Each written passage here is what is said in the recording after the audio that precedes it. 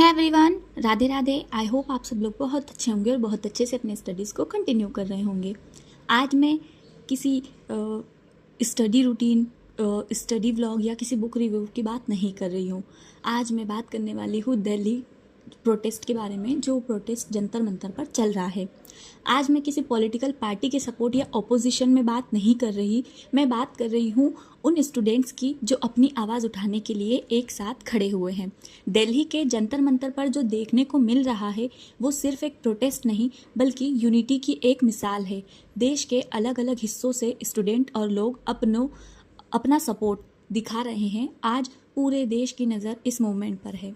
एक बात हमेशा याद रखिए, जब स्टूडेंट्स एकजुट होते हैं तो उनकी आवाज़ को नज़रअंदाज करना आसान नहीं होता। हम सिर्फ इस देश का फ्यूचर ही नहीं बल्कि प्रेजेंट भी है और इस बात का हमें ध्यान रखना चाहिए। मैं बात यहाँ यूनिटी की कर रही हूँ, जो हमारे देश की एक पहचान है, डाइवर्सिटी है ना, अलग अलग धर्म के लोग। In my opinion this protest could make the beginning of a new era for India's education system. लेकिन ये तभी मुमकिन होगा जब स्टूडेंट्स की बात को ध्यान से सुना जाए और उनकी जेन्युइन कॉन्सर्न्स को समझा जाए। इस वीडियो का मकसद किसी के खिलाफ नफरत फैलाना नहीं है। मैं पहले ही क्लियर कर दूं, मेरा मकसद सिर्फ इतना है कि एक स्टूडेंट होने के नाते हम अपनी बात शांति और जिम्मेदारी के साथ रख सकते हैं। शांतिपूर्वक तरीके से अपनी आवाज़ उठाना हमारा एक डेमोक्रेटिक राइट भी है। और जब बात एजुकेशन और स्टूडेंट के फ्यूचर की हो तब चुप रहना भी आसान नहीं होता। तो बिना किसी देरी के चलिए समझते हैं कि ये जो मूवमेंट शुरू हुआ है ये कैसे हुआ और आज इस मोड़ तक कैसे पहुंचा है। मई 2026 दिल्ली के जंतर मंतर से शुरू हुआ ये मूवमेंट स्टूडेंट के एजुकेशन सिस्टम से जुड़े मुद्दों को लेकर था। इसमें नीट सहित एग्जामिनेशन प्रोसेस से जुड़ी कॉन्सर्न्स और एजुकेशन सेक्टर में रिफॉर्म्स की मांग उठाई गई। स्टूडेंट्स का कहना था कि एग्जामिनेशन सिस्टम को और ज़्यादा ट्रांसपेरेंट, फेयर और अकाउंटेबल बनाने की ज़रूरत है। इस मूवमेंट की अगुवाई कॉकरोच जनता पार्टी यानी कि CJP ने की, जिसके फाउंडर है अभिजीत दीपके। धीरे धीरे इस मूवमेंट को देश के कई स्टूडेंट्स और समाज के अलग अलग वर्गों का सपोर्ट मिलने लगा। इस मूवमेंट को सोनम वांगचुक जी का भी सपोर्ट मिला है। एजुकेशन और हिमालय रीजन से जुड़े उनके काम और उनके सपोर्ट की वजह से ही इस प्रोटेस्ट को और ज़्यादा नेशनल अटेंशन मिली। सोनम वांगचुक जी को रमन मैगसाय अवार्ड से भी सम्मानित किया जा चुका है। लेकिन सवाल सिर्फ एक प्रोटेस्ट का नहीं था, सवाल उन स्टूडेंट्स और उनके परिवारों के दर्द का भी था जिन्होंने एग्ज़ाम प्रोसेस से जुड़ी परेशानियों के बाद बहुत मुश्किल समय देखा। कई ऐसे मामले और रिपोर्ट्स सामने आई जिन्होंने पूरे देश में चिंता की लहर पैदा की। शायद पहले भी स्टूडेंट्स ने तकलीफ झेली थी, लेकिन उनकी आवाज़ इतनी मजबूती से देश के सामने नहीं आ पाई थी। इस बार स्टूडेंट्स का कहना था कि अगर आज भी हम चुप रहे तो कल फिर किसी और स्टूडेंट के साथ वही सब होगा, है ना, और वही सब ना सहना पड़े किसी स्टूडेंट को। इसी सोच के साथ ये मूवमेंट और मजबूत होता गया। इसी दौरान सोनम वांगचुक जी ने भी लगभग 20 दिन की हंगर स्ट्राइक की। फिर 20 जुलाई 2026 को जब पार्लियामेंट का मॉनसून सेशन शुरू हुआ, उसी दिन एक मार्च भी निकाला गया। इस मार्च में सिर्फ स्टूडेंट ही नहीं बल्कि पेरेंट्स और एजुकेशन सेक्टर से जुड़े कई लोग भी शामिल हुए। उस दिन ये साफ दिखाई दे रहा था कि ये सिर्फ एक एग्ज़ाम या एक स्टेट का मुद्दा नहीं रहा। बहुत से लोगों के लिए ये एजुकेशन सिस्टम में रिफॉर्म की मांग का एक नेशनल मूवमेंट बन चुका था। अगर हम हिस्ट्री देखें तो स्टूडेंट और पब्लिक मूवमेंट नए नहीं हैं। 2019 से 20 में सिटीजनशिप अमेंडमेंट एक्ट यानी CAA को लेकर देश के कई हिस्सों में बड़े प्रोटेस्ट हुए। 2025 में SSC एस्पिरेंट्स ने भी अपनी डिमांड्स को लेकर आवाज़ उठाई। भारत ही नहीं बल्कि नेपाल जैसे देशों में भी स्टूडेंट लेड मूवमेंट ने बड़े बदलावों की चर्चा को सामने लाकर रख दिया है। इन सब एग्जाम्पल्स का मतलब सिर्फ इतना है कि जब लोग शांतिपूर्वक तरीके से अपनी बात रखते हैं तो उनकी आवाज़ पॉलिसी और गवर्नेंस की जो डिस्कशन है उसका हिस्सा बन सकती है। आज का मूवमेंट भी इसी बड़ी डिबेट का एक हिस्सा बन गया है।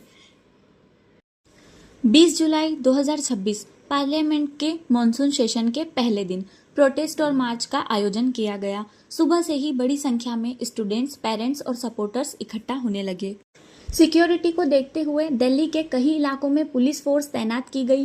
कुछ मेट्रो स्टेशंस के एग्जिट्स और पार्लियामेंट के आसपास के इलाकों में भी सिक्योरिटी अरेंजमेंट बढ़ाए गए। जैसे ही मार्च आगे बढ़ा, प्रोटेस्टर्स और पुलिस के बीच तनाव बढ़ने लगा। इस दौरान लाठीचार्ज और टीयर गैस का इस्तेमाल किया गया। इसके बाद सोशल मीडिया और न्यूज़ रिपोर्ट्स में इस घटना की तस्वीरें और वीडियोस तेजी से वायरल होने लगी। कुछ रिपोर्ट्स में पुलिस अधिकारियों के घायल होने की बात भी सामने आई, जबकि कई प्रोटेस्टर्स ने आरोप लगाया है कि उनके साथ ज़रूरत से ज़्यादा बल का प्रयोग हुआ है। दोनों तरह के दावे सामने आए हैं और इसी वजह से ये घटना देश भर में चर्चा का विषय बन गई। इसी दौरान देश के होम मिनिस्टर अमित शाह और एजुकेशन मिनिस्टर धर्मेंद्र प्रधान का नाम भी इस मुद्दे की चर्चा में आया। प्रोटेस्ट कर रहे कई स्टूडेंट्स और स्टूडेंट्स के ग्रुप्स ने एजुकेशन मिनिस्टर धर्मेंद्र प्रधान के इस्तीफे की मांग उठाई। आगे इस मांग पर क्या फैसला होगा ये तो समय ही बताएगा। अभिजीत दिपके का कहना है कि जब तक एजुकेशन मिनिस्टर धर्मेंद्र प्रधान के इस्तीफे और स्टूडेंट की मांगों पर ठोस कदम नहीं उठाए जाते, तब तक ये मूवमेंट जारी रहेगा। 20 जुलाई की इस घटना के बाद एक बात ने सबका ध्यान खींचा। पुलिस और प्रोटेस्टर्स के बीच हुई झड़प, वीडियोस और रिपोर्ट्स में लाठीचार्ज और टीयर गैस के इस्तेमाल की बात सामने आई। अगर किसी भी पीसफुल प्रोटेस्टर के खिलाफ अनावश्यक बल प्रयोग हुआ है तो उसकी निष्पक्ष और ट्रांसपेरेंट जांच होनी चाहिए। भारत का संविधान हमें आर्टिकल 19 के तहत अपनी बात शांतिपूर्वक तरीके से रखने का अधिकार देता है, लेकिन इसी के साथ सभी को कानून और पब्लिक सेफ्टी का भी ध्यान रखना होता है। मैं इस वीडियो के जरिए किसी के खिलाफ नफरत फैलाना नहीं चाहती। मैं सिर्फ इतना कहना चाहती हूँ कि जब हजारों स्टूडेंट्स एक साथ किसी मुद्दे को लेकर आवाज़ उठाते हैं तो उनकी बात को सिर्फ भीड़ समझकर नज़रअंदाज नहीं किया जाना चाहिए। उन्हें सुना जाना चाहिए, उनसे बात की जानी चाहिए और अगर सिस्टम में कहीं कमी है तो उसे सुधारने की ईमानदार कोशिश होनी चाहिए। आज का सवाल सिर्फ एक प्रोटेस्ट का नहीं है, सवाल भारत के एजुकेशन सिस्टम और लाखों स्टूडेंट्स के फ्यूचर का है। किसी भी लोकतंत्र की ताकत तब बढ़ती है जब मतभेद का जवाब संवाद से दिया जाए, ना कि सिर्फ टकराव से। उम्मीद है कि इस मुद्दे का एक ऐसा हल निकलेगा जहां स्टूडेंट्स की जेन्युइन कॉन्सर्न्स को भी सुना जाए और कानून व्यवस्था भी बनी रहे। और आखिर में मैं आपसे सिर्फ एक सवाल छोड़ना चाहती हूँ। अगले महीने हम सब 15 अगस्त को इंडिपेंडेंस डे सेलिब्रेट करेंगे। हर साल हम गर्व से कहते हैं कि हम एक आज़ाद देश के नागरिक हैं, लेकिन एक स्टूडेंट होने के नाते मेरे मन में एक सवाल उठा है। अगर हम आज़ाद है ना, तो क्या हम अपनी बात पीसफुल तरीके से रखने का अधिकार भी पूरी तरह महसूस कर पा रहे हैं? मैं आपसे क्वेश्चन कर रही हूँ।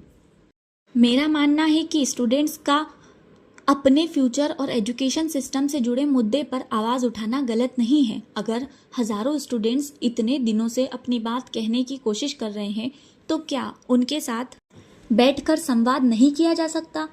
क्या उनकी जेन्युइन कॉन्सर्न्स को ध्यान से सुना और उनका समाधान ढूंढना बेहतर रास्ता नहीं होगा?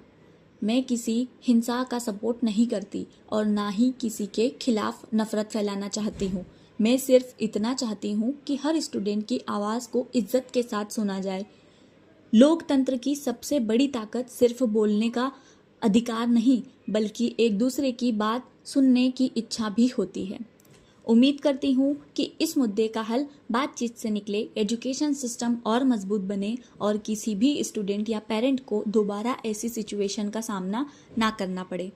जय हिंद, जय Bharat. Thank you so much. ये थी मेरी लैंग्वेज, मेरी राय, जो मैं इसके बारे में सोचती थी। अब आप लोग क्या सोचते हैं प्लीज़ मुझे कमेंट सेक्शन में ज़रूर बताएं।